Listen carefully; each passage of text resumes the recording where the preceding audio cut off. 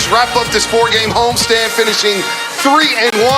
And what do you know? Steph Curry, who my man Darrell Wright called in the first quarter, surpasses Wilt Chamberlain on an all-time scoring list in Golden State Warriors history, and he did it in emphatic fashion. 21 points in the first quarter, 53 in all as we're live from Chase Center. Darrell Wright and Vontae Hill, and you called it, big guy. You said it was going to happen in the first quarter. I wanted to check your water bottle, Darrell, but he came out on fire with 21 and ended up with a 50-burger. Steph came out. He came out looking like he had some unfinished business, and he did exactly what I kind of said. I'm not going to take all the credit, but, man, it was impressive to see Steph go out there, set the tone early, and carry his teammates with him. He told those guys, we got to get something done. We undersized. We got a few guys that's out. Let's go. And here's a layup right here to break the record to surpass Wilt Chamberlain over his former teammate, JaVale McGee. Flex with the right arm there, and he has gotten stronger this year thanks to the work of Brandon Payne, his manager and trainer. You see Rick Welch and Bob Myers giving him a standing ovation. Draymond with the hug there, and what a night for Steph Curry. We'll speak to him in just a second. And there he is, JTA giving him that water shower, that cool water, and he deserves it. And the Warriors with the big-time win. Look, we talked about this homestand, and we said if the Warriors could finish 3-1, you'll take that to the bank. But after the Friday night loss to Washington, you had the injury to James Wiseman Saturday. You're just hoping that they can be healthy tonight. 3-1 homestand. Now they have 5 games on the road, and they're still in the hunt for the play-in tournament. But it all starts with number 30, Steph Curry. He did it with threes, going to the rack, and like you said, Darrell, he set the tone. He set the tone early, and he did it on both ends. And Draymond Green, I got to give him a lot of credit. He set the tone as well with Steph, knocking down shots, getting to the basket. But, man, Steph, he put on a show for us early, getting 20 in the first quarter. No doubt. And, man, it was just a great night for those guys to bounce back after the news of James Wiseman. Steph Curry's ninth 50th point game on the season. This year, he's had 10 halves of 25-plus points. Man. That is the most in the NBA when you think about all the defenses that he sees on a nightly basis. That is so impressive as he's averaging 30 points per game. The third quarter, too. We'll get to that a little bit later, but the Warriors outscored the Nuggets in that third quarter, which was pivotal, 43-22, and that's when Steph said, you know what, I'm smelling 50 tonight, and he had 48 through 3 quarters. He put on a show. I don't know how many times I'm going to say it, Bonte, tonight, but he did it. He came out, he came and brought it. No doubt. Mixed it up a lot of times as well. And in 7 straight games with 30-plus points. Coming back from the tailbone injury. You think about that. 7 straight games with 30-plus points. That's a career high for him. And that hadn't been done. 6 straight games. Last time out, that hadn't been done since 1974 with Rick Barry. So you talk about the run he's on in the most games with 10-plus three-pointers made. 18. Nobody's going to catch him. Dame Dollar low on that list with 3. Steph Curry with 18 games with 10-plus three-pointers. Do you have any games with 10-plus three-pointers? No, I only got 9. I got 1 game with 9. So I didn't make this list, but the fact that Steph can go out here and get 10 threes at will is pretty impressive. We always talk about how he's changed the game, how he's one of the best shooters, is the best shooter in the world. It's just impressive to see him go out there effortless and make 10 threes. So 18 times? Wow. 18 times 10-plus threes. He had 6 in the first half alone, and we know he was going to get that record tonight. He only needed 19 to surpass the great Wilt Chamberlain. But it's pretty ironic that Wilt Chamberlain had a season in which he averaged over 50 points a game, and on a night Steph breaks his record, and because of all-time leading scorer in Golden State Warriors history, he scores 53. Wilt is up in the heavens, nodding his head in approval, saying, yes, go ahead, young man. Good job there. But the rest of the team, you mentioned Draymond Green, who had a fantastic game. And the Kent Bazemore experience. There's some ups, there's some downs. Sometimes you're scratching your head, but he brought the energy as well for this Warriors team. He definitely did. He took the challenge on defense early on. We talked about who was going to be on Jamal Murray. He took that challenge. He made some nice shots around the perimeter. He got to the basket as well. Got to give love to my boy JTA. Yes. He brought that toughness. He brought rebounding. He brought, just IQ. We see him, Joker coming, pump fake, put the ball down, found Steph around the perimeter for another 3. So high IQ basketball plays tonight. I thought Jordan Poole as well. Yep. Thought everybody that got in the game tonight played well. No doubt. And Steph Curry, you were his former teammate. You touched on it in the pregame show, Darrell, where you said he was the first one in the gym, the last one out. He put in the extra work. But did you think you ever imagine him becoming the all-time leader scorer in Warriors history? Because his career started off with the ankle issues. You had him and Monte Ellis. Which one are the Warriors going to go with? They go with Steph Curry. 3 championships later, 2 MVPs, and now he's sitting on top. Did you ever think that would happen when you were his teammate? I never thought that'd happen. And we talk about this all the time. When you see Wilt Chamberlain's name, it's like it's out of reach. Everything is out of reach when you see Wilt's name. But like I say, he puts the work in, so I'm not surprised at all. All right, let's go courtside with Steph and Curry. Steph, what's happening, man? Darrell Wright, Bonte Hill. First of all, congratulations on becoming the all-time leading scorer in Golden State Warriors history. You do it with 53 points in a very, I think Wilt would nod his head in approval considering he scored or averaged 50 points per game one year. Yeah, this is special, man. Now that we got the win and I can kind of process what just happened, and over this last 12 years, all the teammates that I played with, coaching staff, our ownership, our fans, I've had some amazing experiences here, and to know the points record, like you said, Wilt, anytime you hear his name, you always just assume his record's unreachable.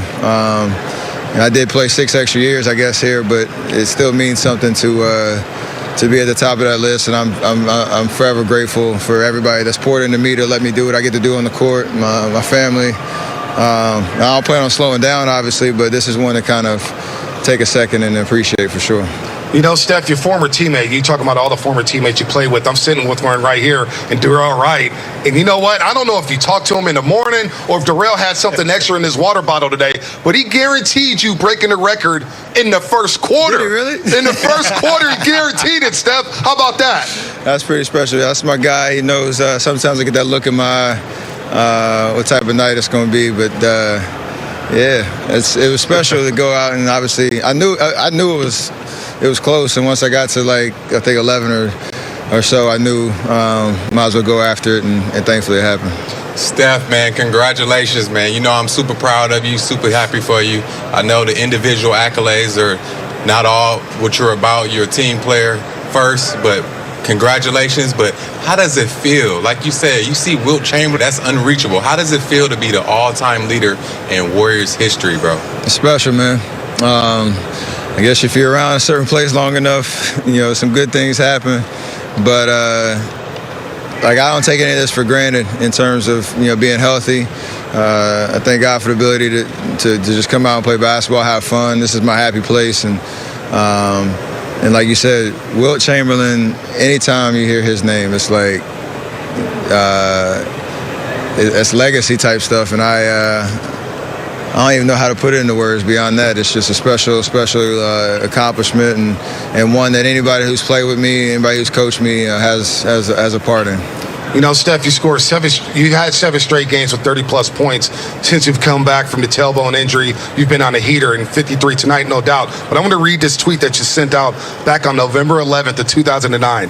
You tweeted out, "Promise to all Warrior fans, we will figure this thing out. If it's the last thing we do, we will figure it out." Well, you've helped this franchise win 3 championships. You've won 2 MVPs. You've been to multiple All-Star games.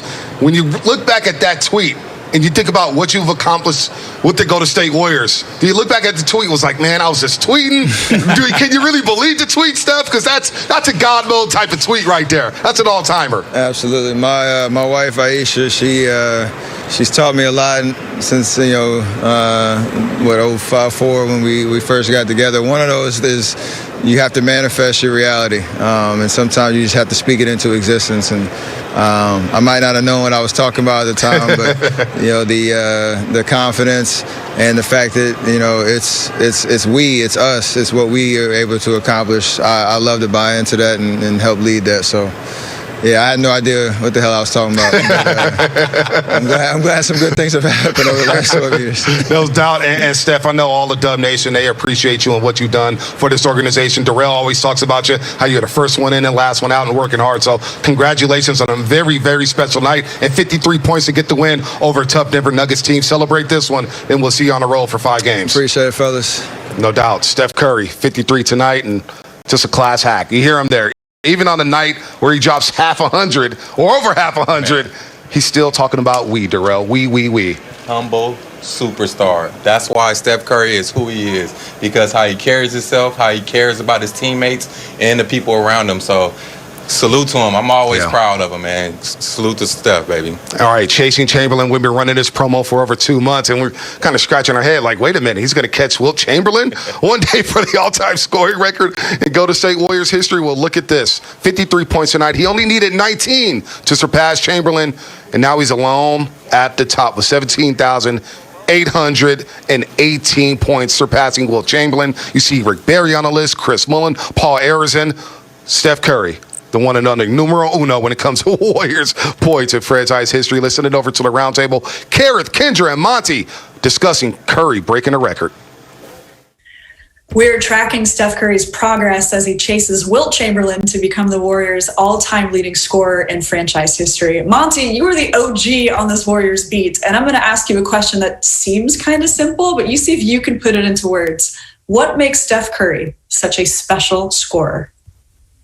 He can score from all three levels, first of all. He can shoot the three. You know, with Steph, it's almost like 4 levels because he can shoot the regular three and he can shoot the deep three, meaning 10 feet behind the line. So, and then he can go mid-range.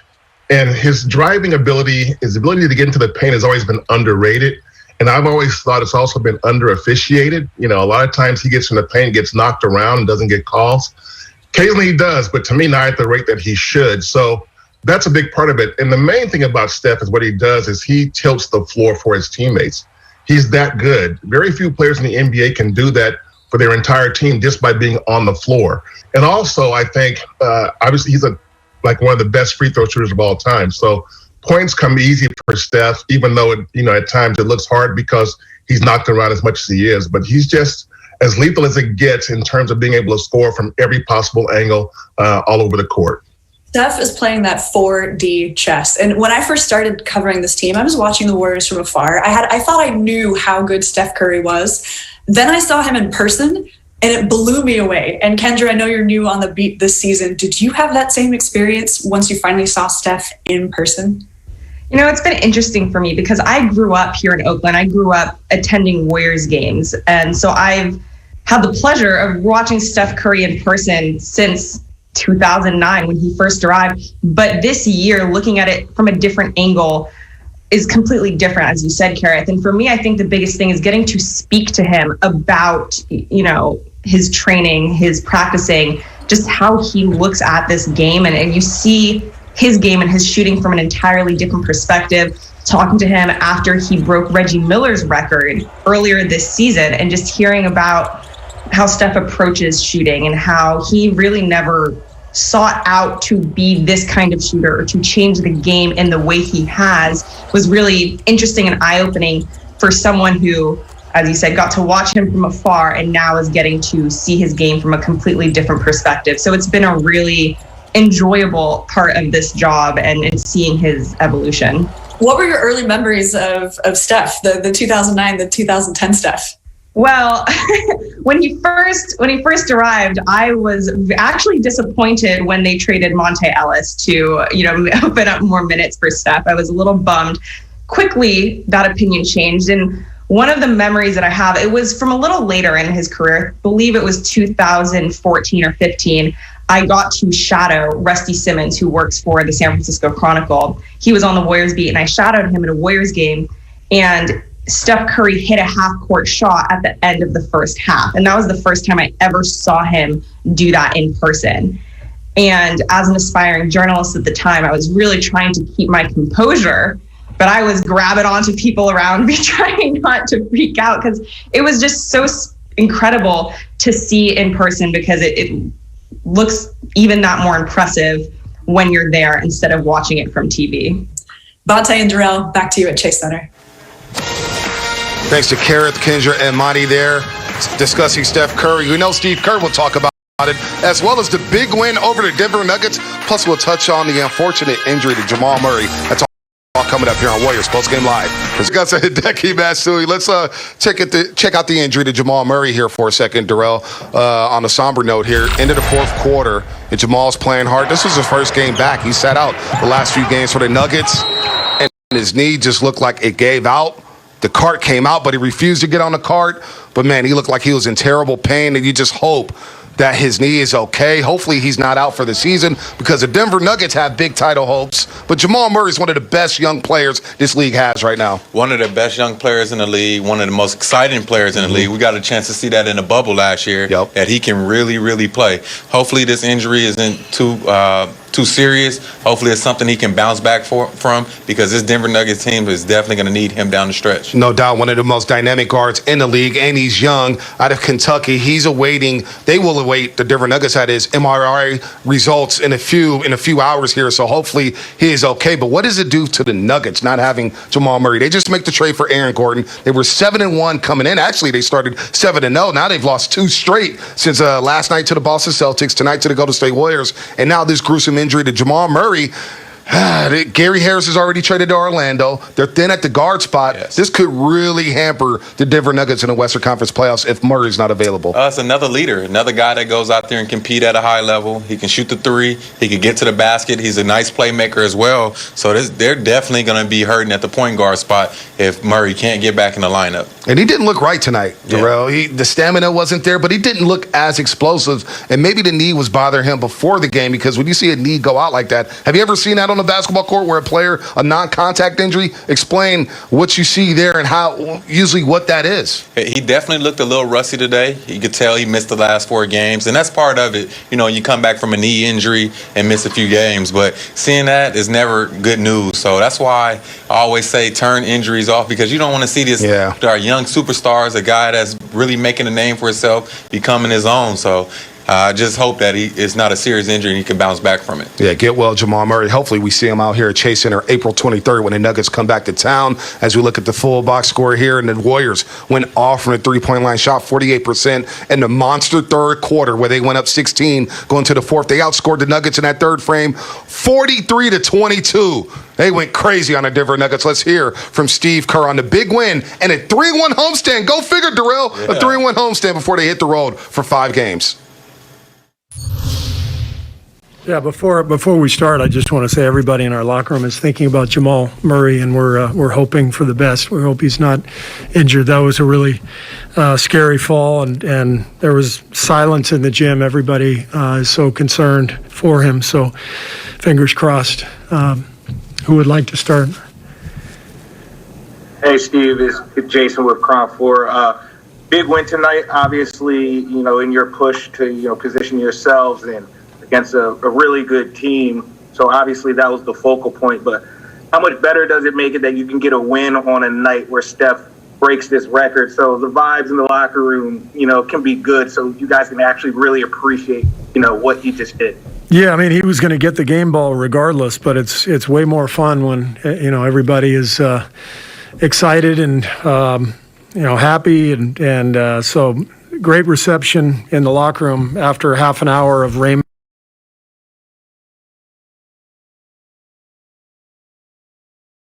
He came into the locker room. It was almost anticlimactic, but Raymond doesn't exactly have a feel for team chemistry and that sort of stuff. So we'll let him off the hook. I didn't try to get a straight bullet for you, Ray. I'm sorry.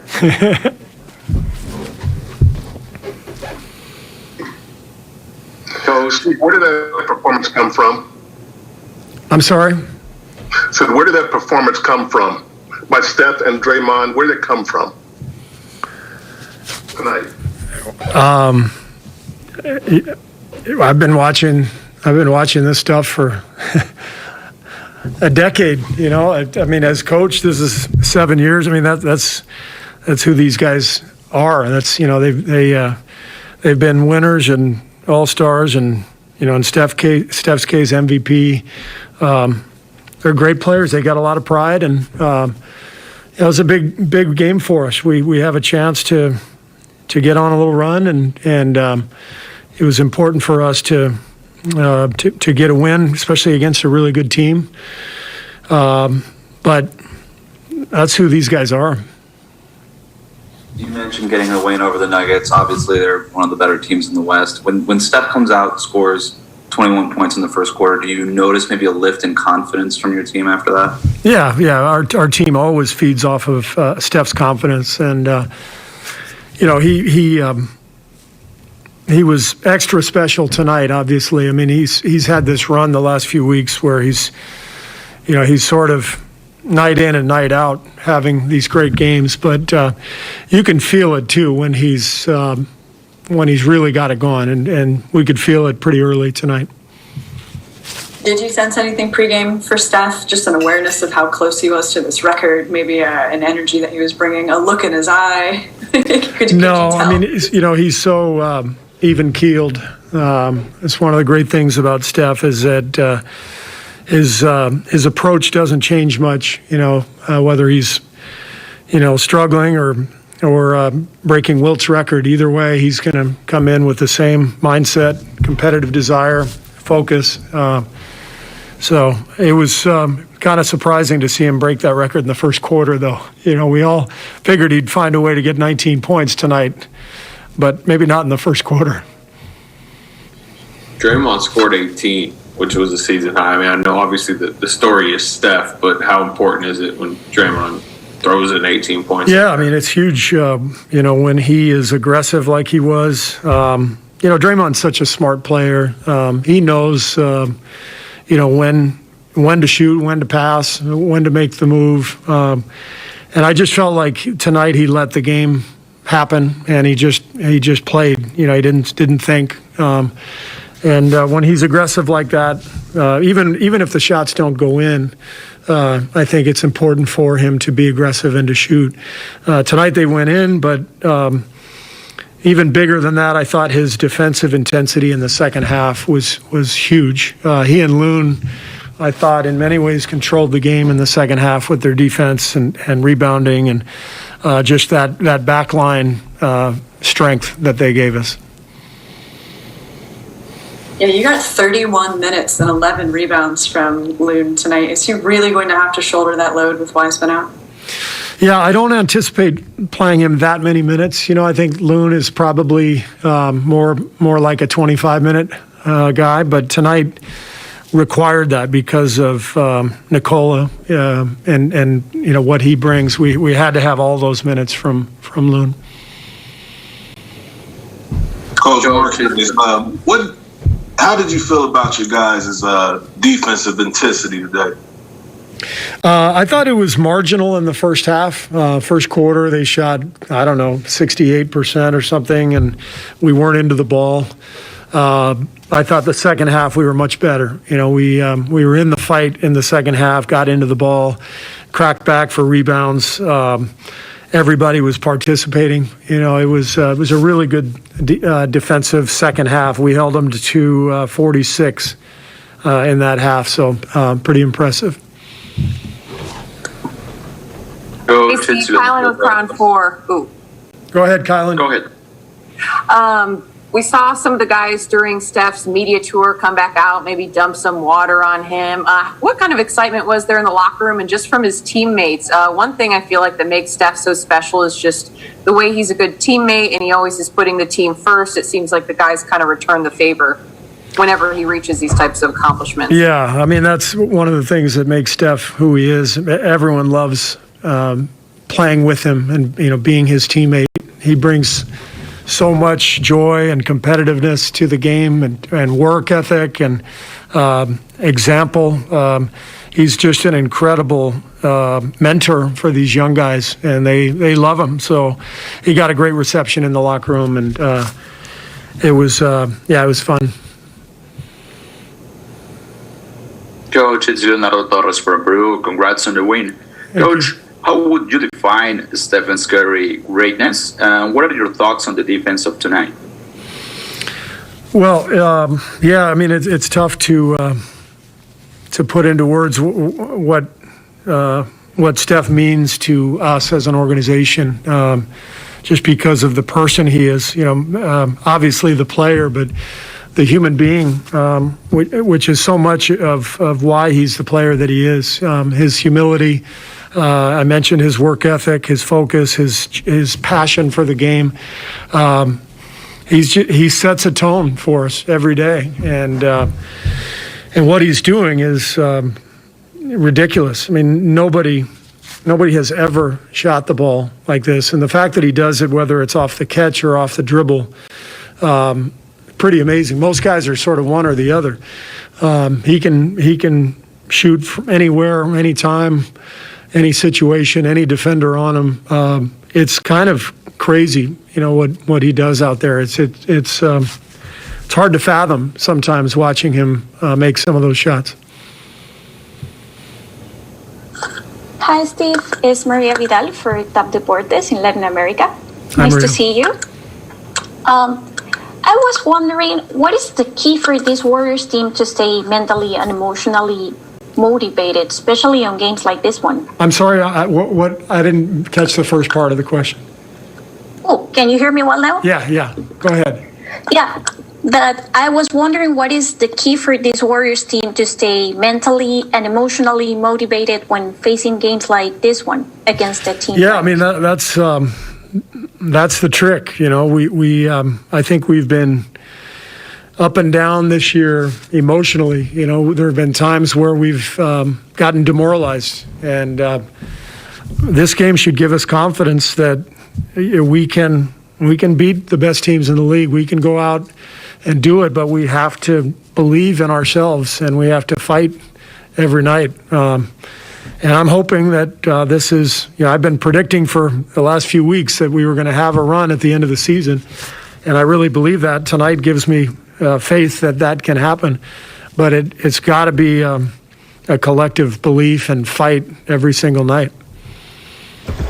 And Steve Kerr is right. The Warriors came out with a lot of fight tonight against Denver. And you see Steve Kerr and Steph Curry embrace there and hug it out there, a big-time win over the Denver Nuggets. So Steve Kerr has been predicting this run.